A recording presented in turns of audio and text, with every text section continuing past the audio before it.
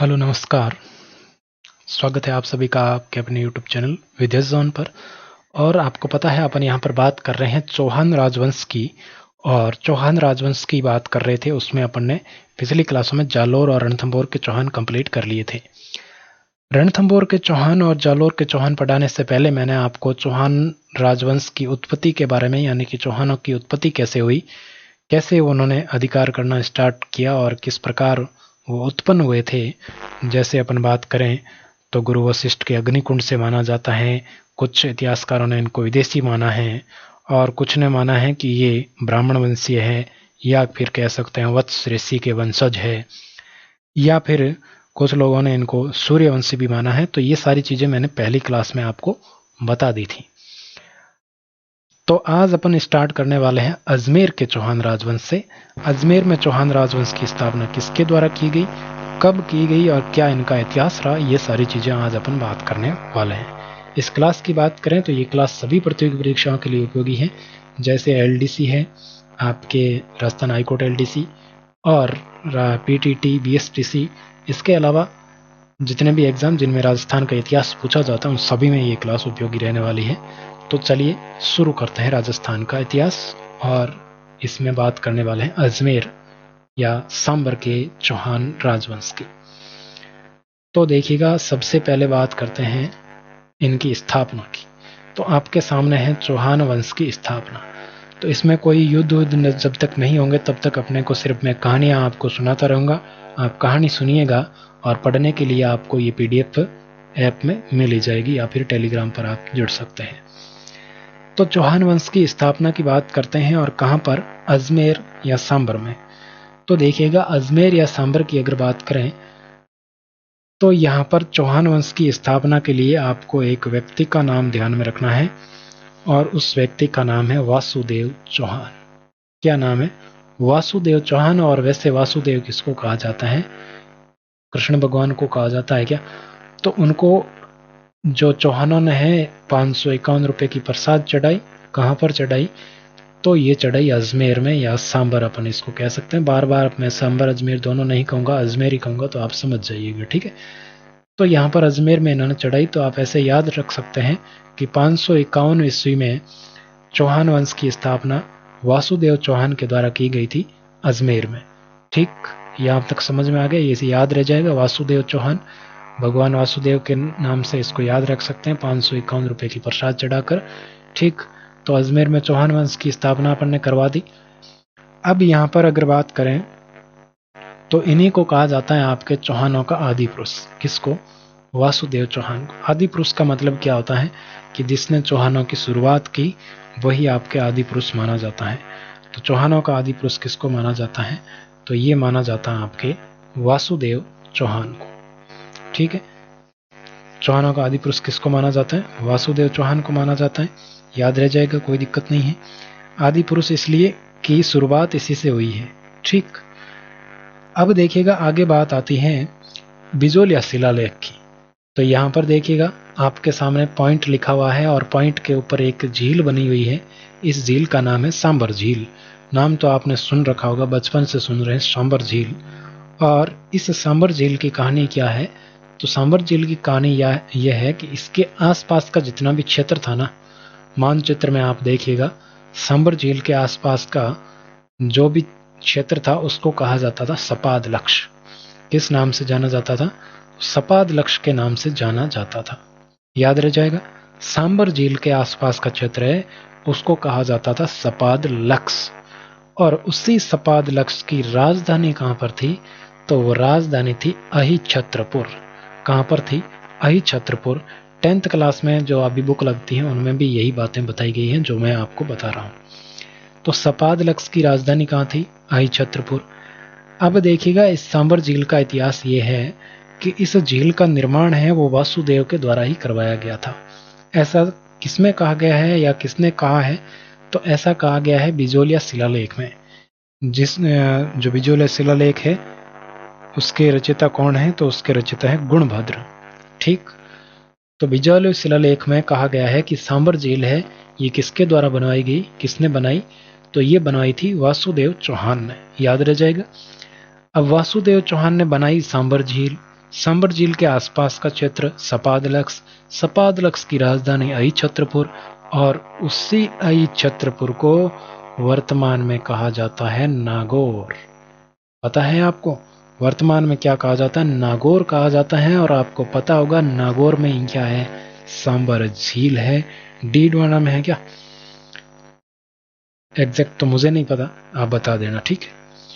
तो यहाँ पर देखिएगा, सांबर झील की बात करें तो ये आपको याद में रखना है कि इसके आसपास का क्षेत्र सपादलक्स, और सपादलक्स की राजधानी अहिछत्रपुर। अहिछत्रपुर वर्तमान में नागौर है, जो ही वही अहिछत्रपुर था। और इस सांबर झील का निर्माण वासुदेव चौहान के द्वारा करवाया गया, और वासुदेव चौहान के द्वारा ही अजमेर में चौहान वंश की स्थापना की गई थी। ठीक, अब बढ़ते हैं आगे बढ़ते हैं तो अगले शासक आते हैं आपके सामने, विग्रहराज सेकंड। कौन आते हैं? विग्रहराज सेकंड आते हैं। विग्रहराज सेकंड के बारे में क्या इतिहास है ये आपको पता होना चाहिए। तो विग्रहराज सेकंड की बात करते हैं तो इनके द्वारा क्या क्या काम किए गए ये अपने को ध्यान में रखने हैं। बाकी इनके बारे में कोई खास युद्ध इन्होंने नहीं किए थे, तो कोई खास विशेष बात नहीं है। इनके द्वारा गुजरात का एक शासक था जिसका नाम था मूलराज। क्या नाम था? मूलराज था। और इस मूलराज को इनके द्वारा पराजित किया गया था, यानी कि छोटा सा इनके बीच में युद्ध भी हुआ था। विग्रहराज सेकंड, विग्रहराज चतुर्थ की बात नहीं कर रहा हूं मैं, विग्रहराज सेकंड की बात कर रहा हूं। विग्रहराज सेकंड और गुजरात के शासक मूलराज के बीच में एक छोटा सा युद्ध हुआ था, और उस युद्ध में मूलराज हार गया था और विग्रहराज सेकंड है वो जीत गया था। इसमें आक्रमण किया गया था विग्रहराज सेकंड के द्वारा ही। ठीक, ये जानकारी अपने को कहां से मिलती है? तो ये जानकारी अपने को मिलती है हर्ष अभिलेख से। हर्ष वही है जीर्ण माता के भाई। जीर्ण माता का नाम आपने कला एवं संस्कृति में पढ़ा होगा। तो जीर्ण माता का भाई कौन है? हर्ष है। हर्ष के नाम पर ही आपके अभिलेख लिखा गया है। और वो अभिलेख कहां पर है? तो अभिलेख हर्ष की पहाड़ी से प्राप्त हुआ है। हर्ष की पहाड़ी कहां पर है ये आप बता सकते हैं कमेंट करके। ठीक, इससे आपकी जानकारी भी बढ़ जाएगी। तो ये जानकारी अपने को हर्ष अभिलेख से प्राप्त होती है। हर्ष के बारे में मैंने आपको बता दिया। विग्रहराज सेकंड के बारे में बस इतनी ही चीज आपको ध्यान में रखनी है कि विग्रहराज सेकंड के बारे में जो मूलराज के बीच में युद्ध हुआ था उसकी जानकारी अपने को हर्ष अभिलेख से प्राप्त होती है। वैसे यहाँ से कोई प्रश्न नहीं बनने वाला है। अगर आपसे पूछ लिया जाए कि प्रारंभ में प्रतापी शासक कौन था अजमेर के चौहानों में या सांबर के चौहानों में, तो विग्रहराज सेकंड है। प्रारंभ की बात कर रहा हूं। ठीक, यहां तक कोई दिक्कत नहीं है। आगे बढ़ते हैं। अगला शासक है अजय राज। अगला शासक कौन है? अजय राज। इनका शासनकाल याद रहे तो अच्छी बात, नहीं याद रहे तो भी कोई दिक्कत नहीं है। अगर याद रहे तो याद आप रख सकते हैं, तो रखना चाहते हैं तो रख सकते हैं। ठीक, तो यहां पर क्या होता है, इनके द्वारा अजय राज के द्वारा ही आपके अजमेर शहर की स्थापना की गई थी। और कब की गई थी? 1113 ईस्वी में की गई थी। कब? 1113 ईस्वी में अजमेर की स्थापना, जो वर्तमान में अजमेर है, इसकी स्थापना अजय राज चौहान के द्वारा की गई थी। ये बात आपको ध्यान में रखनी है। और इन्हीं के द्वारा आपके अजय मेरु दुर्ग का निर्माण करवाया गया था। तो अजय मेरु दुर्ग के बारे में आपको बातें जाननी चाहिए। अजय मेरु दुर्ग की बात करें तो ये आपके बीठली पहाड़ी पर स्थित है, इसीलिए इसको कहा जाता है गढ़ बीठली। क्या कहा जाता है? गढ़ बीठली कहा जाता है अजमेर दुर्ग को, जिसको अजय मेरु दुर्ग भी कहा जाता है, अजमेर दुर्ग कह सकते हैं। अजय राज के नाम से आपको ध्यान में रह जाएगा कि अजय राज के द्वारा ही अजमेर दुर्ग का निर्माण करवाया गया था। इसी को कहा जाता है जिब्राल्टर, इसी को कहा जाता है तारागढ़। ये सारे नाम आपके किसके हैं? अजमेर दुर्ग के नाम है, आपको ध्यान में रखने हैं।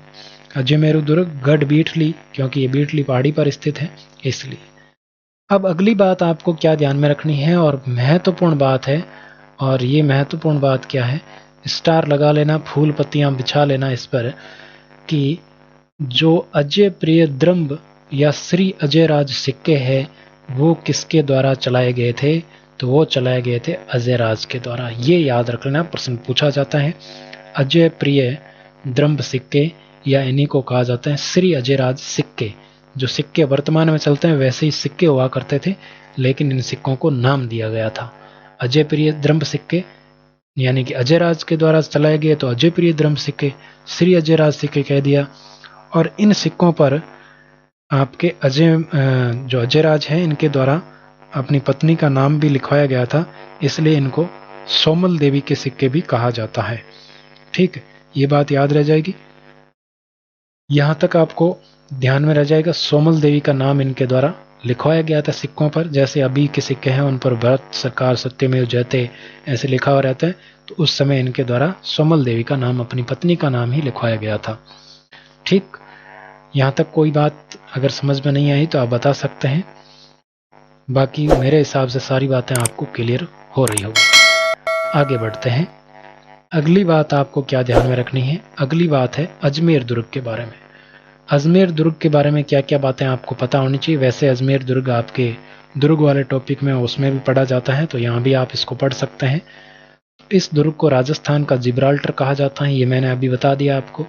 गढ़ बीटली कहा जाता है क्योंकि बीटली पहाड़ी पर स्थित है। इसी प्रकार तारागढ़ कहा जाता है इसको, और तारागढ़ क्यों कहा जाता है ये भी मैं आपको बताऊंगा। रूठी रानी का महल भी इसको कहा जाता है। ठीक, क्यों कहा जाता है ये भी बताएंगे। तो देखिएगा, सबसे पहले बात करते हैं कि इसको रूठी रानी का महल क्यों कहते हैं।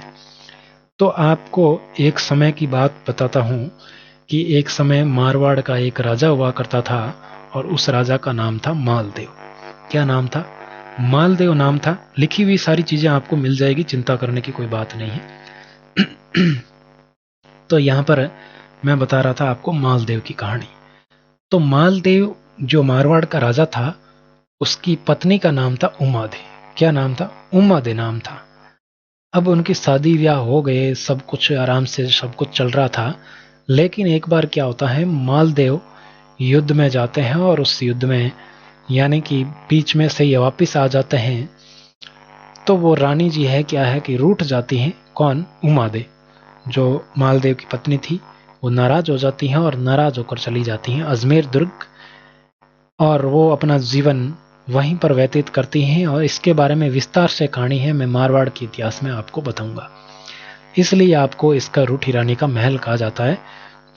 क्यों कहा जाता है? क्योंकि मालदेव की जो पत्नी थी उमादे, वो आपके यहाँ पर रूठ कर अपना जीवन व्यतीत किया था, सारा जीवन यहीं व्यतीत किया था। ये होती है दृढ़ संकल्प, कहते हैं इसको। विकल्प तो बहुत मिलेंगे, लेकिन संकल्प एक ही काफी है अपने लक्ष्य को प्राप्त करने के लिए। लक्ष्य से भटकाने के लिए आपको अनेकों विकल्प मिल जाएंगे, लेकिन लक्ष्य प्राप्त करने के लिए, अपने लक्ष्य पर अडिग रहने के लिए एक ही संकल्प काफी होता है। तो ये बात मैंने आपको रूठी रानी के बारे में बता दी, रूठी रानी का महल क्या है ये बता दिया। अब दूसरी बात मैं आपको बताता हूं कि इसको तारागढ़ क्यों कहा जाता है। तारागढ़ देखिएगा, ये भी एक कहानी है, एक समय की बात है, और उस समय मेवाड़ की बात है। और मेवाड़ का एक राजकुमार का कह सकते हैं अपन, उनका नाम था पृथ्वीराज सिसोदिया। क्या नाम था? पृथ्वीराज सिसोदिया उनका नाम था। और वो हनीमून पर यानी कि अपनी पत्नी के साथ घूमने आए थे अजमेर, और अजमेर घूमने आए, उनकी पत्नी का नाम तारा था। तो तारा ने देखा कि इस अजमेर दुर्ग की हालत है वो थोड़ी सी खस्ता थी, यानी कि खराब हालत थी। तो तारा ने कहा कि भाई इस दुर्ग को बेचारे को ठीक करवा दो, ये जर्जर अवस्था में पड़ा है। तो पृथ्वीराज सिसोदिया ने कहा कि ठीक है जी, मैं इसको रेडी करवा देता हूं। तो इस दुर्ग की मरम्मत करवाएगी पृथ्वीराज सिसोदिया के द्वारा, जो कि मेवाड़ के शासक थे, यानी कि राजकुमार अपन कह सकते हैं उनको। तो उनके द्वारा ये करवाया गया कार्य मरम्मत का। तो इसीलिए उनकी पत्नी के नाम पर, पत्नी के कहने पर करवाया, तो पत्नी के नाम पर इस दुर्ग का नाम क्या पड़ गया? तारागढ़ दुर्ग पड़ गया। आगे बात समझ में, ये दोनों कहानियां आपको याद हो जाएगी, कोई दिक्कत नहीं है। ठीक, अब चलते हैं आगे। लिखी हुई सारी चीजें आपको दिख ही रही हैं। अगली बात आती है, अगले शासक आते हैं अर्णोराज। कौन है? एक बात और बता देता हूं, जो रूठी रानी है वो मालदेव की पत्नी थी, और जैसलमेर के शासक लूणकर्ण की बेटी थी, ये भी याद रख लेना। ठीक, जब वैसे वह बात को बताऊंगा। और पृथ्वीराज सिसोदिया की बात बताऊं तो ये हमारा क्या कहते हैं, आपके उड़ना राजकुमार के नाम से जाना जाता है ये। ठीक, अब देखो अर्णोराज के बारे में बात करते हैं। अर्णोराज की मैं बात बताता हूं आपको। इनको आना जी कहा जाता है, पहली बात तो ये है। और अजमेर में एक झील है, आपने सुना होगा आना सागर झील। इस आना सागर झील का निर्माण इन्हीं के द्वारा करवाया गया, यानी कि अर्णोराज के द्वारा ही करवाया गया था। अब देखो इनकी भी मैं एक कहानी बताता हूँ। अजमेर के राजा कौन है? अर्णोराज यानी कि आना जी हैं। आना जी ने भाई अपने नहाने धोने के लिए झील बना दी कि भाई ठीक है, यहाँ पर झील बनवा लेते हैं, अपने काम आएगी और बढ़िया सा स्विमिंग पूल की तरह भी इसको काम में ले सकेंगे। तो आना जी ने झील तो बनवा दी। अब बात आती है जहांगीर की। तो जहांगीर क्या करता है भाई, जिसको सलीम के नाम से भी जाना जाता है। तो जहांगीर एक बार अजमेर घूमने आता है कि भाई चलते हैं, घूम के आते हैं, फ्री बैठे हैं। तो वो घूमने आता है तो वो आना सागर झील भी आता है। आना सागर झील घूमता है, अजमेर घूमता है। तो उसको लगता है कि यार यहाँ पर सिर्फ झील ही बनी हुई है, तो मैं भी कुछ करके जाता हूँ यहाँ पर। तो उसके सोचा कि यहाँ पर एक बाग लगा देते हैं, उद्यान लगा देते हैं, पार्क बना देते हैं। तो उसने क्या किया, क्या करा कि आपके जहांगीर ने वहां पर एक बाग लगा दिया और उस बाग को वर्तमान समय में दौलत बाग या सुभाष उद्यान के नाम से जाना जाता है। दोनों ही नाम है, सुभाष उद्यान भी कहते हैं और दौलत बाग भी इसको कहा जाता है। भाई जहांगीर तो बाग बनवा के चला गया, पार्क लगवा के। फिर आता है शाहजहां। कौन आता है? शाहजहां, जिनको खुर्रम कहा जाता है। तो शाहजहां आता है कि भाई झील भी बनी हुई है, बढ़िया तरीके से घूमने का पार्क भी बना हुआ है, बढ़िया सिस्टम है। तो यहाँ पर एक बैठने के लिए बढ़िया से छतरी का निर्माण करवा दिया जाए, क्यों नहीं। तो इस झील के किनारे छतरी का निर्माण करवाया गया शाहजहां के द्वारा, जिसको वर्तमान समय में 12 दरी की छतरी कहा जाता है। ठीक, ये बात आपको ध्यान में रह जाएगी। अब भाई आना जी ने कहा कि मैंने झील बनवाई, जहांगीर ने यहाँ पर पार्क लगवा दिया, सुभाष उद्यान दौलत बाग बना दिया और शाहजहां ने यहाँ पर 12 दरी की छतरी बनवा दी। तो क्या करते हैं कि मैं एक यहाँ पर मंदिर बनवा देता हूँ। तो आना जी ने क्या किया, पुष्कर में एक मंदिर बनवाया। यहाँ पर नहीं बनवाया, पुष्कर में बनवाया। ठीक है ना, याद रखना। आना जी ने कहा कि पुष्कर में एक मंदिर बनवाते हैं, बढ़िया सी लोकेशन देख के।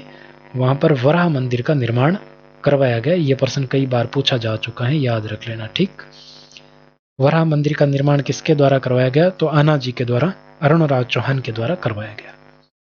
इसके बाद में अगली बात आती है कि अब यहाँ पर छोटा सा इनके द्वारा युद्ध भी किया गया। किसके साथ? कुमारपाल के द्वारा। कुमारपाल के साथ, जो कौन थे? गुजरात के शासक थे कुमारपाल।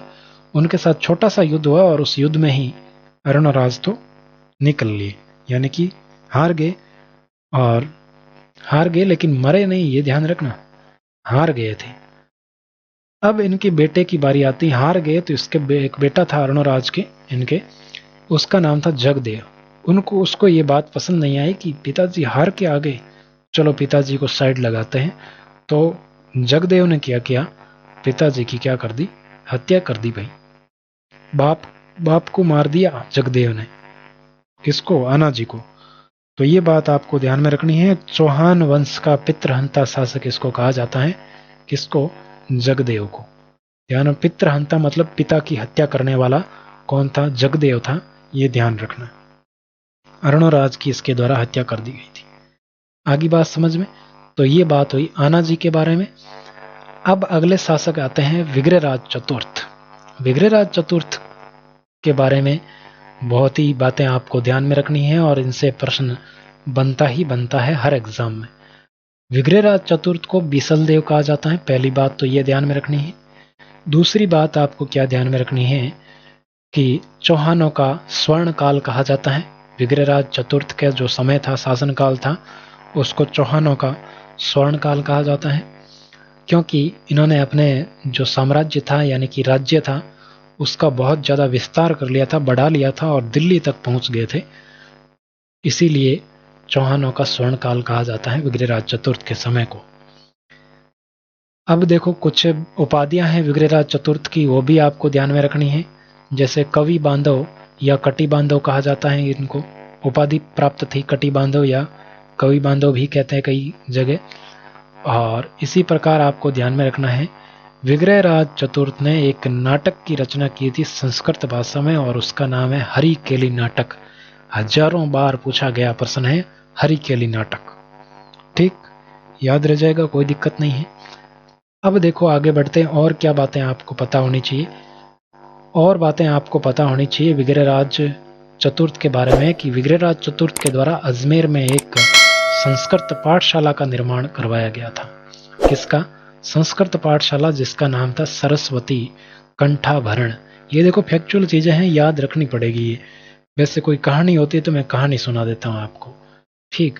बाद में इसने क्या किया, मतलब इस सरस्वती कंठाभरण जो संस्कृत पाठशाला थी, इसको कुतुबुद्दीन ऐबक, जो मोहम्मद गोरी के समय में बात बताई थी मैंने आपको, रणथंभौर के चौहान स्टार्ट किए थे उस समय, ये मोहम्मद गोरी का गुलाम था कुतुबुद्दीन ऐबक। इसने इस संस्कृत पाठशाला को तोड़वा कर 2.5 दिन का झोंपड़ा बना दिया, और ये झोंपड़ा ही आज प्रचलित है। संस्कृत पाठशाला का नामो निशान मिटा दिया इस कुतुबुद्दीन ऐबक ने, और आज ये झोंपड़ा है, 2.5 दिन का झोंपड़ा है आज के समय में। और इसी 2.5 दिन के झोंपड़े में 2.5 दिन का मेला लगता है पंजाब शाह की स्मृति में, पंजाब मीठे शाह की स्मृति में। तो ये बात भी पूछी जाती है, ये ध्यान रखना, ये प्रश्न भी पूछा जाता है, ये भी पूछा जाता है। मैं ज़्यादातर चीज़ें आपको वही पढ़ा रहा हूँ जो एग्जाम में पूछी जाती है। और एक बात आपको ध्यान में रखनी कि विग्रहराज चतुर्थ के दरबारी कवि कौन कौन थे, जिनके द्वारा 2 ग्रंथ लिखे गए। एक था नरपति नाहले, जिनके द्वारा लिखा गया बीसल देव रासो नामक ग्रंथ, और सोमदेव के द्वारा लिखा गया ललित विग्रहराज ग्रंथ। यहाँ तक सारी बातें अगर आपको याद रह गई है, यानी कि समझ में आ गई है, याद तो हाथों हाथ तो नहीं रह सकती, कुछ चीज़ें रह जाएगी, लेकिन कुछ चीज़ें दोबारा पढ़ेंगे, 2 बार 3 बार पढ़ेंगे तभी याद होगी भैया, ऐसे नहीं होती, ठीक। अगर चीज़ें समझ में आ गई है तो लाइक कर दीजिए क्लास को, और पहली बार देख रहे हैं और आने वाली क्लासेस को भी देखना चाहते हैं तो सब्सक्राइब कर लीजिएगा।